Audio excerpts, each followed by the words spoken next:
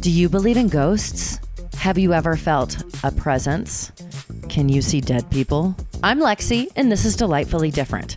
My next guest not only believes in ghosts, but she hunts them. Hi, I'm Maxine, and I'm a paranormal investigator. And you're not just a paranormal investigator. You have an organization called Paranormal Nerds United. Right. I do have a team. You have a whole team. What does your organization do? Besides ghost hunt? Well, I mean, is that the main thing you do is ghost hunt?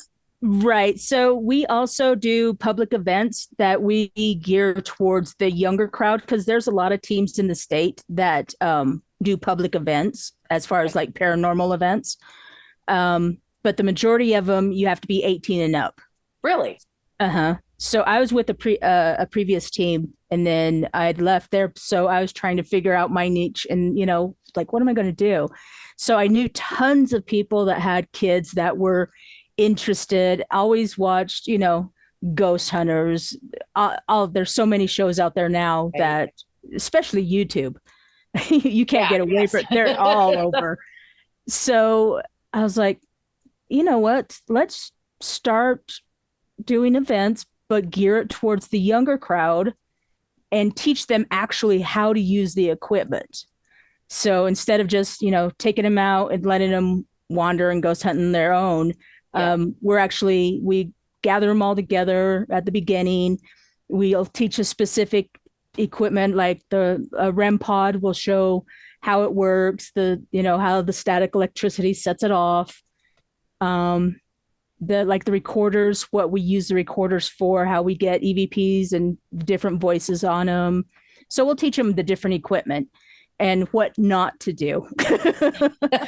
Okay. And now, is it just ghosts, or do you guys investigate UFOs and like Sasquatch or trees or whatever else? Anything that's out there, we'll try and check it out. It's like we want to go camping down. Well, we are going to go camping down to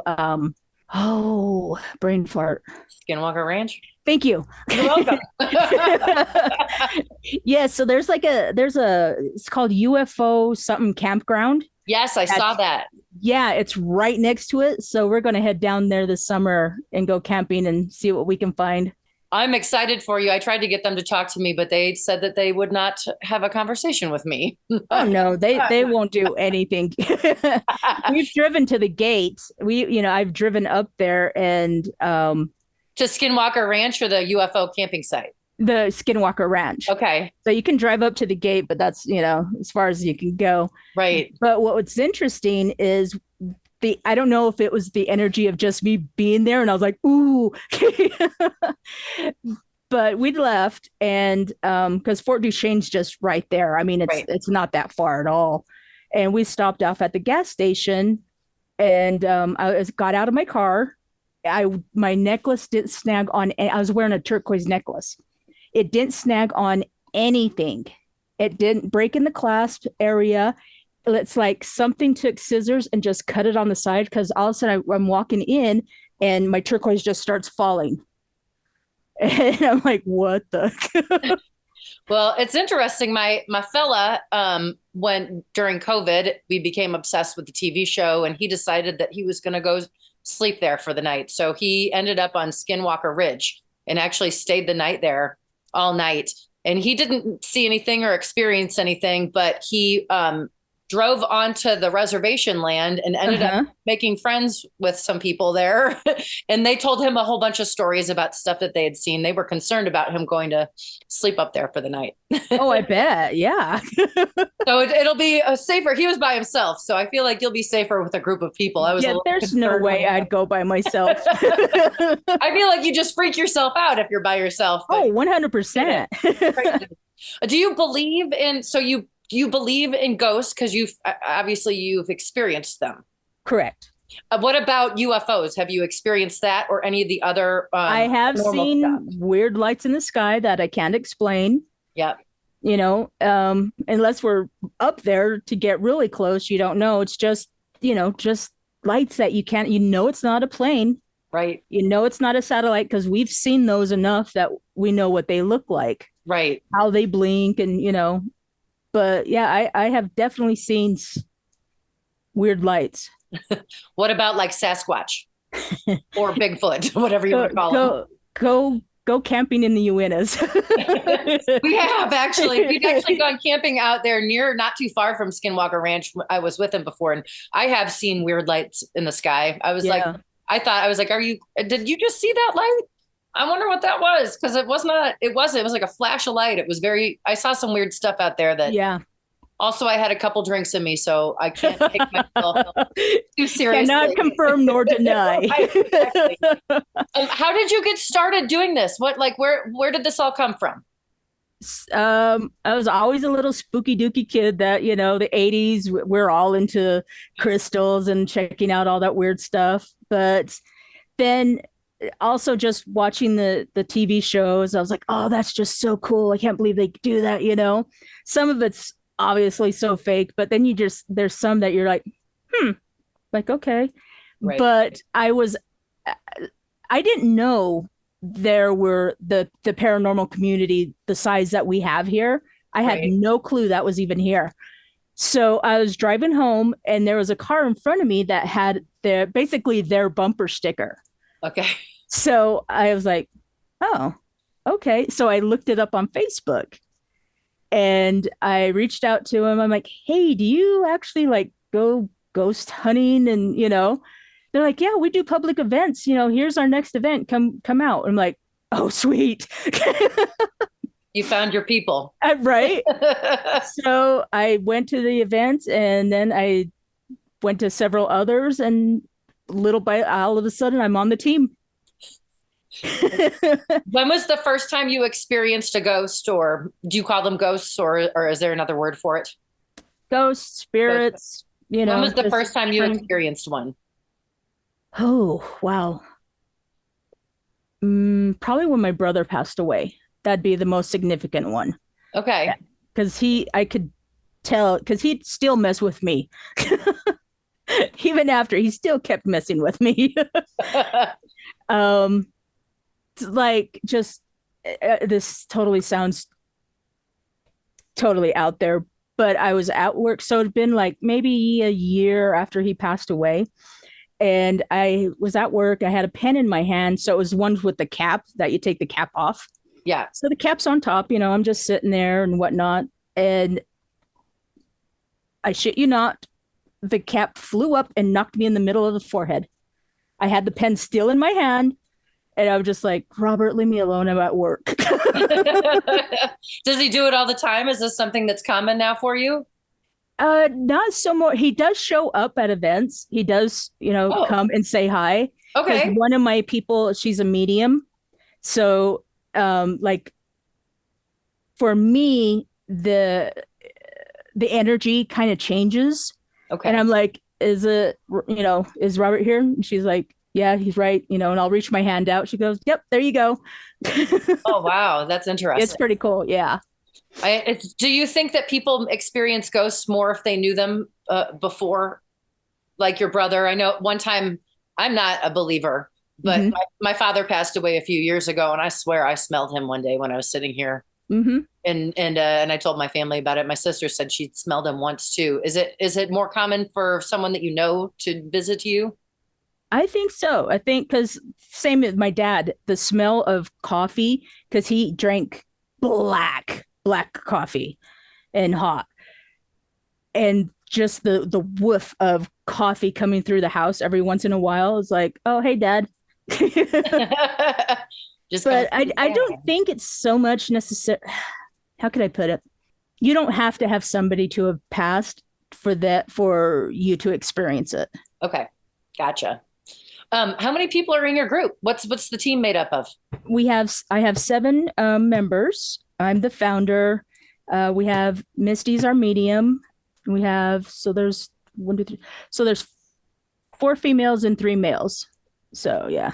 Are any of them skeptics about what you guys are doing? Is there one person that's like, I'm here because I don't believe what the rest of you are doing, and I'm going to be the voice of reason? Steven's the voice of reason, but he now believes more because he's seen some stuff. Yeah, with you. Yeah, he's definitely gotten exposed to others. Like, whoa. Now you talked about the equipment that you teach people to use. What are some of the equipment, pieces of equipment you use? I know I looked online and I saw you guys talking about a Chattergeist touch. Oh, I was trying to win that thing. Oh, okay. That I don't have. Oh, okay. So I'm not quite sure on that because it just sounded cool. So I have a motion sensor music box. So basically, just like what it says, it's a motion sensor. And if anything goes in front of it, it'll go off. It'll play music, letting you know that, hey, something just went by. So we'll have that sitting down a hall. Okay. If something passes in front of it, gives us an idea of like, let's go check it out. Let's go see what was down here. And it's not just a camera like a Ring doorbell or something like that. It picks up more energy. No, it's literally just a motion, like a motion sensor. Like if you had a motion light, and you go walk in front of it and it turns on. Okay. That's basically it. Okay. Yep. It's literally just a motion sensor. So if anything, alive or not, it goes in front of it, it'll go off. I have it's like the heat camera. So I have one of those where you can pick up different heat levels and cold levels that sometimes we can get different stuff. Like why is that? We could be in an area in a building that has absolutely no power, but this one spot is hot. Okay. Or this one spot is colder than the rest. And it's like, there's absolutely no reason for it, So you're trying to debunk it. Okay, what was here? Did you stand here? Did you, was there somebody's drink sat here? We try to debunk everything that we find. Gotcha. The REM pod is a device, has an antenna that you turn it on and it picks up static. So if you go near it, it'll beep it'll beep. Okay. So we use that a lot to communicate, because the energy that if they're near it and nobody else is by it, but it'll just go off. So you can ask it, okay, thank you. Will you stand back? And like, it'll stop. And like, just to confirm, can you touch it again? Beep, it'll go on. Wow. Okay. So how many pieces of equipment do you have? Oh God. Do all of it? You have a room full of it? I have I have a whole case full. Like cat toys, we'll use those as motion sensor, because if you touch it, the lights will go off. Okay. A lot of equipment is basic stuff. Okay. It's just basic stuff, that a voice recorder, just a regular recorder, a camera, regular camera. How much does all this stuff cost? How much do you think you spent on the equipment so far? How much have I spent? Organization. Easily. So just on equipment, I've easily spent $3,000, if not more. Okay. Okay. You're in it to win it. Yeah, 100%. So, and you're obviously not buying everything right up front. It's a little piece here, it's a little piece there, Right. It's like my first recorder I bought off eBay used. Oh, okay. Yeah. So collecting it here and there. Yep. I know they've got phone apps, which seem kind of silly. How do you feel about the ghost hunting phone apps, where the majority are junk? Okay. But there are a couple that you're like, like with the Spirit Talker. Yeah. I have one, it's called Spirit Talker. I use that one a lot. And really it's just random phrases. Like you can ask a question and a lot of times you can get an answer through it. It'll give you your answer. So when it does that, it's so cool.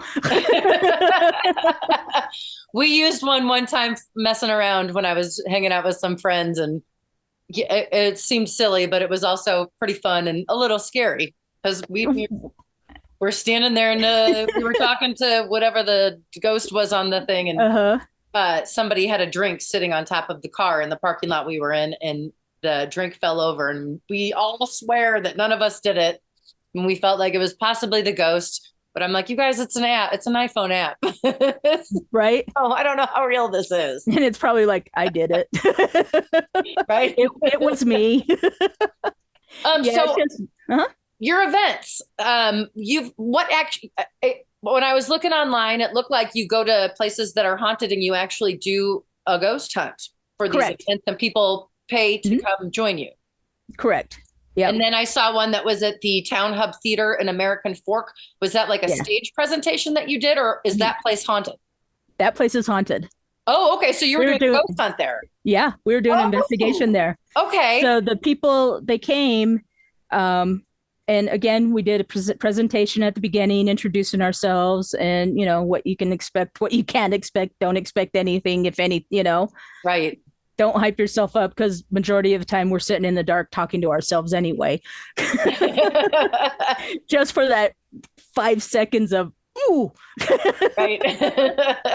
But yeah, so they had 2 theaters there. The upstairs where like the projectors and all that stuff was.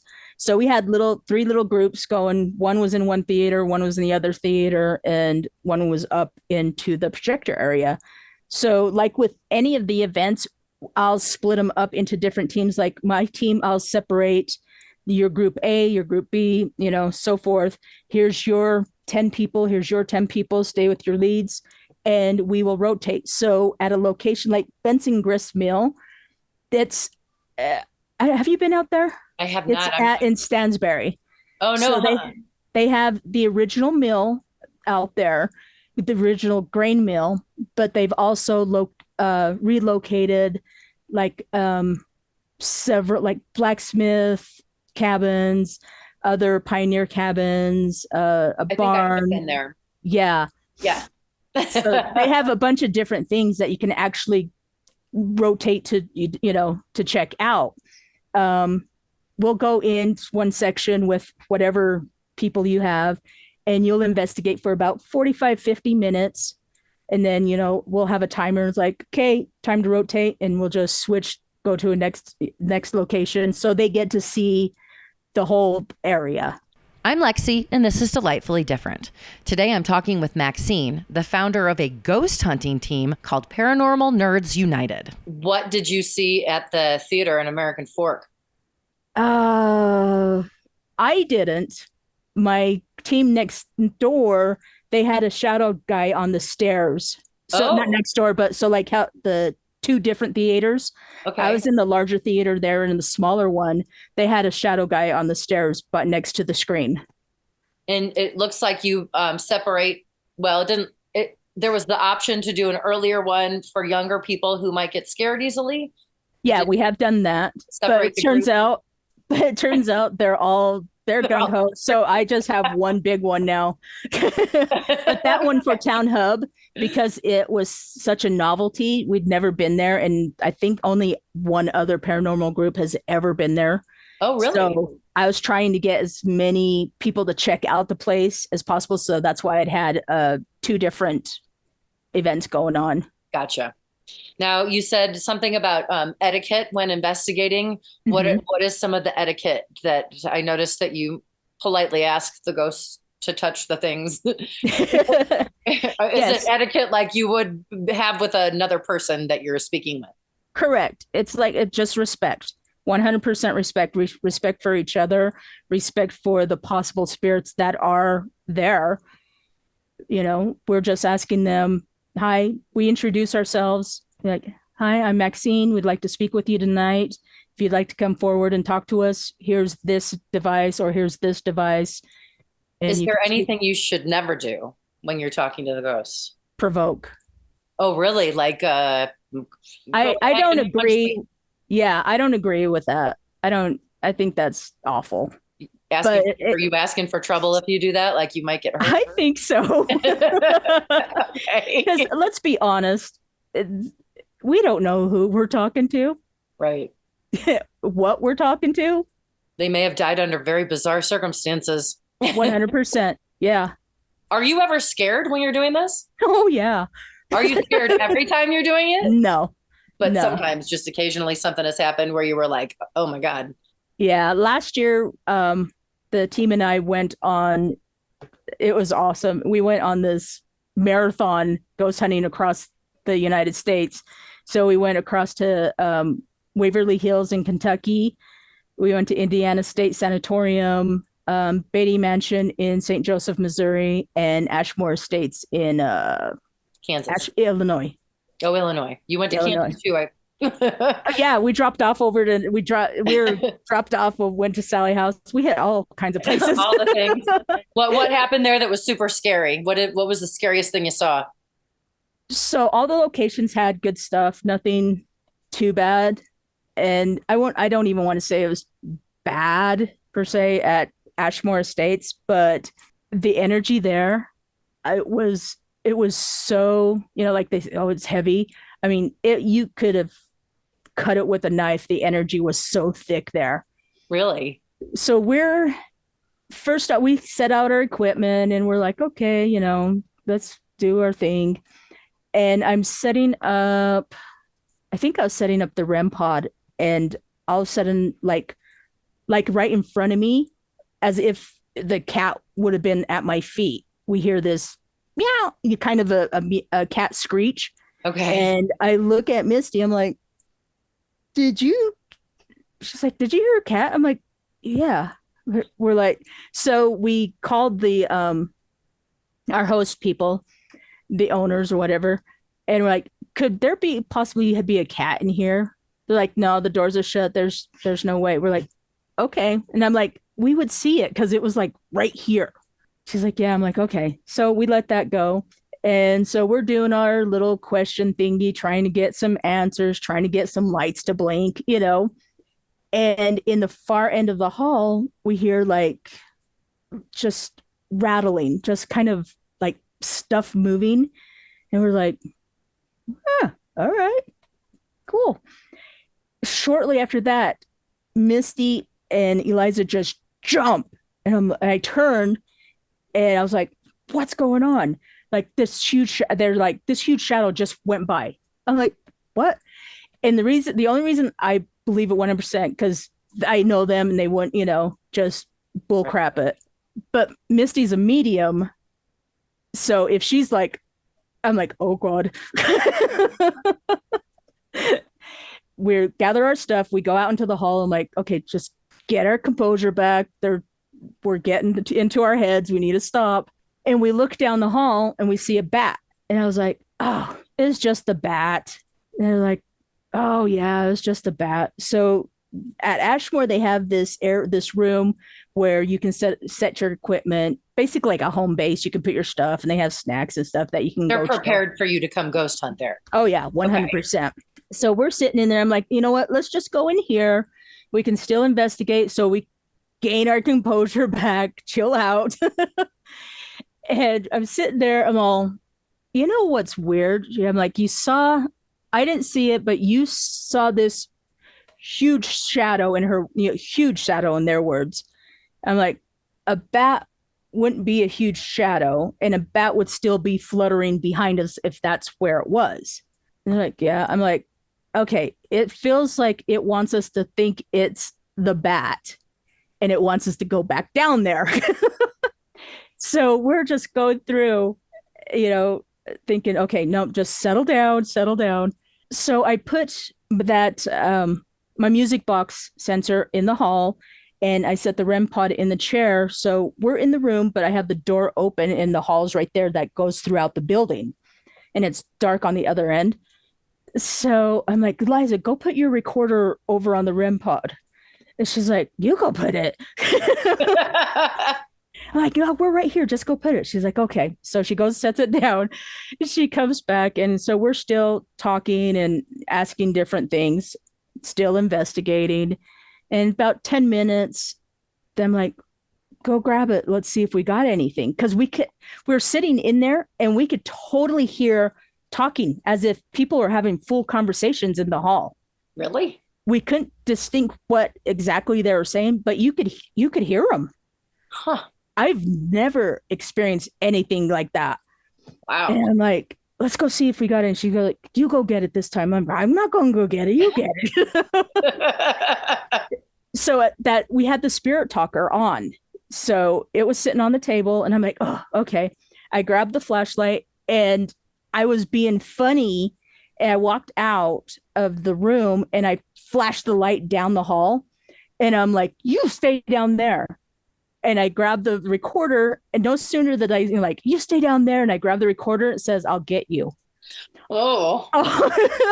On the spirit talker. And I turned, I'm like, oh, okay. Sorry. Did you really apologize? Yeah, I was like, oh, sorry. Can a ghost understand a joke? Right? Actually, they do. We've done that too. Oh, okay. So, we do our investigation and we're tired. We're actually staying on property because they have like dorms.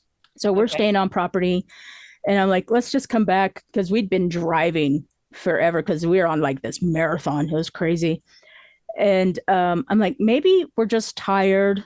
We still have the place till like noon. We'll get up early in the morning and we'll still come back in and investigate. Let's just go to bed. We're laying down. We got the cartoons playing. We're sleeping. And I thought it had only been a few minutes, but I hear a guy's voice. And I'm like, I sit up and I look over to Misty's bunk and I see her phone light go on. And I'm like, is that you? Because she'll like listen to podcasts or stories to go to sleep. Like I said, I thought it had only been like 20 minutes. I thought I just barely dozed and woke up. But it was like 4 a.m. So there's like 3-4 hours had passed. So I'm like, is that you? And she's like, what? And then Eliza sits up screaming at the same, like boom, boom, boom. And we're like, what's going on? Then she tells us that she was having this dream that this woman was coming for her. But what we didn't know, at that same time, Misty was actually being held down. She couldn't get up. Oh. Yeah. Even in the dorm room. This isn't even in the main area where you were investigating. No, we're still on property. Technical. So we're on property. So yeah, they didn't have, they followed us. Damn. Yeah, that was scary. And the cat noise, can an animal be a ghost as well? Do animals have I think so. an afterlife? Yeah. Seems like they got all kinds of personalities themselves. So why not? They do. Are like children and animals more susceptible to experiencing a spirit or a ghost than an adult person? I think so, because they're still on that innocent realm where they're just like, they don't know, they're not supposed to see that. They're not supposed to hear that, So they're like, whoa, what's that? I saw that you were on an episode of Ghost Adventures with Zach Evans. Yeah. Tell me a little bit about being on that show. It was a fun experience as far as, doing the interview and all that. But I don't want to say anything bad. I give their editors kudos. Big time kudos. That wasn't my story. Oh, interesting. They cut it up. Okay. And made it fit. And I was like, okay. Well, yeah. You got a credit. I saw it. I saw your credit on there. Yeah. So it was cool. The experience was awesome. It was very, very cool. Where did you were in Utah, right? Where did you guys go in Utah? We were at the COVID took them out, so they lost their business, but it was called McGrew Studios. They worked on costumes and movie set items. Oh. Yeah. And that was haunted? That was very haunted. It's still, the building's still there. Interesting. But we can't get into it anymore. There's a lot of places here that I understand are haunted. How many haunted places have you been to doing this since you started? Oh dear. Is it like hundreds? No. Okay. Not yet. It's a lot. Give me time. Give me time. Do you find that your vacations are like, when you go on vacation, do you find that you're always going to a place that's kind of haunted? Oh yeah, 100%. Not just for funsies, not necessarily to investigate.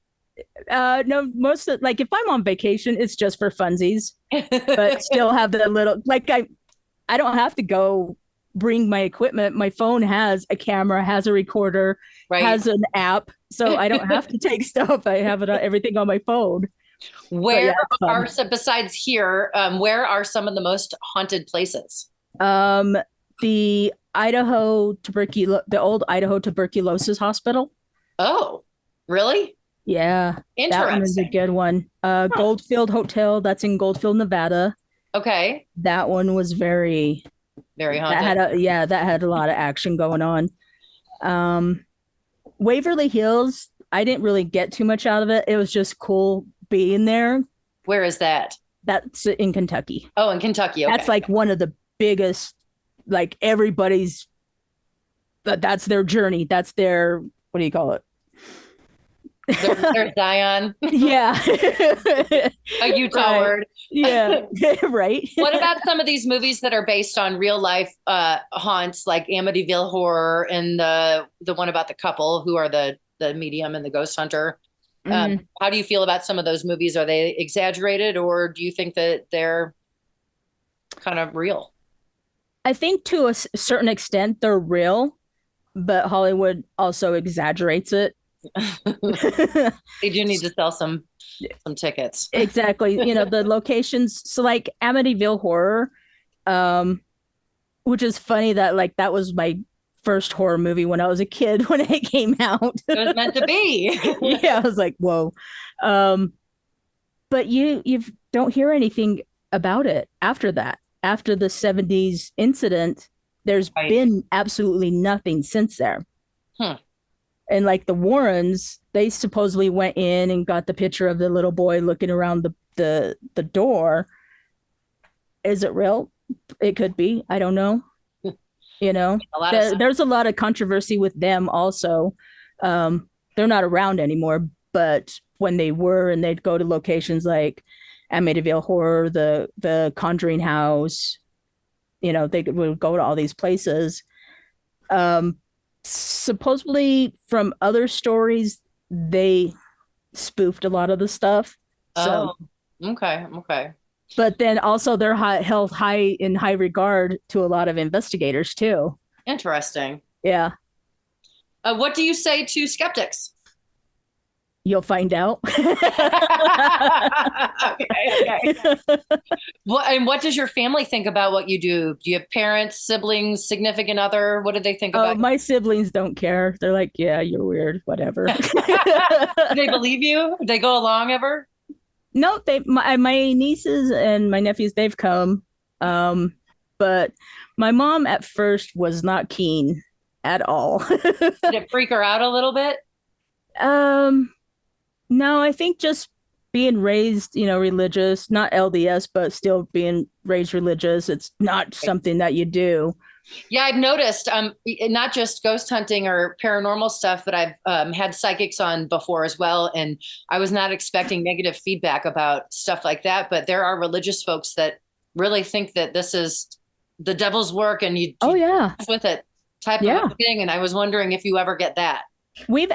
I've never come across people that come to our events are coming there because they want to be there. That's good. Yeah, well, I've never had any negativity like that. When we're trying to find new locations, yeah, you get a lot of pushback. Not rude or anything like that. They're just not interested.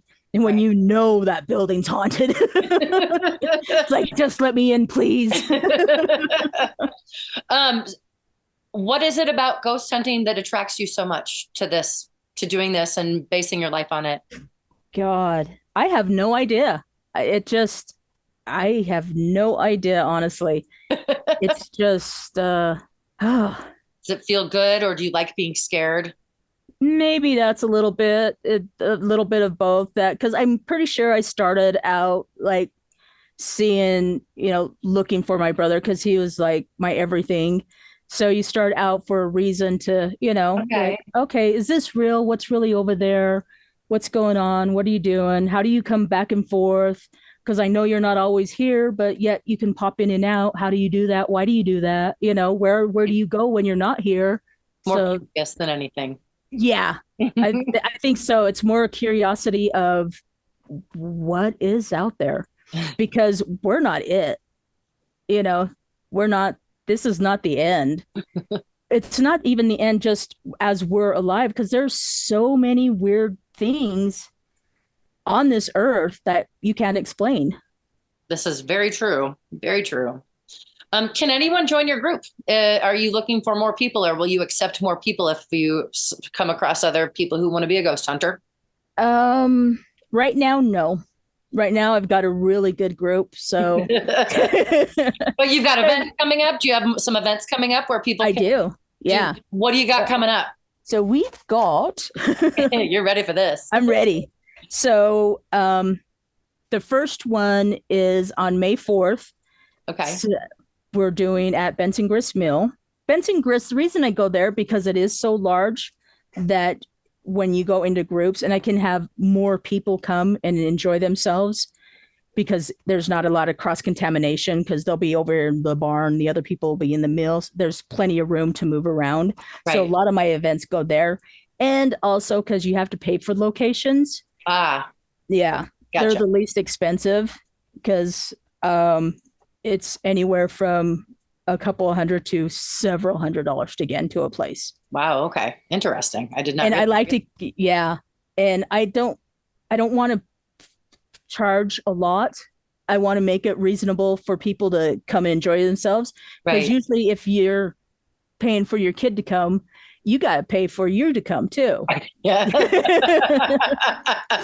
Because you're not dropping your kid off on me. Right. I mean, we only have about a minute left, and I want to make sure I mention this. You have a podcast as well. Oh, yeah. Spooky Squad. Spook A Squad? Is that what you said? Like Spook Gay Squad. Spook Day Squad. Okay. Spook Gay Squad. I'll put links to your podcast and all of your socials. And when I see an event pop up, I'll make sure to post that as well. Thank you, Lexi. Zoom is about to kick us off, but I want to thank you so much for joining me. I really appreciate it. This was really interesting. No, this is fun. You should come out. Just let me know and just come on out. You'll have fun. I'm going to take you up on that. I would love to do it. Excellent. Excellent. Thank you so much. Have a great night tonight. You too. Thank you. Check out Maxine's team on the links posted with this podcast. And thanks for joining me this week on Delightfully Different. Coming up next week, I talk to a bungee jumping enthusiast. If you or someone you know lives life differently, I'd love to talk to you. Email me, lexiontheradio@gmail.com. That's LEXI ontheradio@gmail.com, or go to delightfullydifferentpodcast.com and have a delightful week.